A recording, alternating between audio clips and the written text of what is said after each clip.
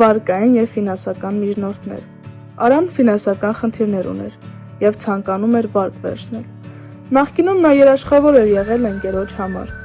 Ոչ ընկերը, ոչ Արան չէին կարողացել մարել վարկը, որի հետևանքով Արան ևս ձևավորել էր վատ վարկային պատմություն։ Արդյունքում նա չէր կարողանում բանկերից և վարկային կազմակերպություններից վարկ ստանալ։ Պատահաբար կարդում է քաղաքում փակցված հայտարարությունը.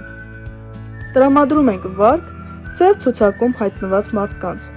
Զանգահարում է նշված հեռախոսահամարով, անհայտ մեկի հետ պայմանավորվում,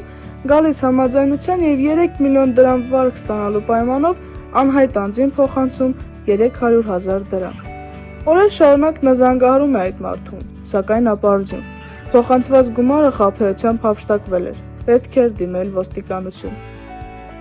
Հիշեք, հաճախ են հանդիպում կենտրոնական բանկի կողմից լիցենզիա չունեցող ընկերություններ, որոնք ներկայանում են որպես խորհրդատվական կամ միջնորդ ընկերություններ ու մարդկանց խոստանում օգնել ֆինանսական ծառայություն ընտրելու հարցում։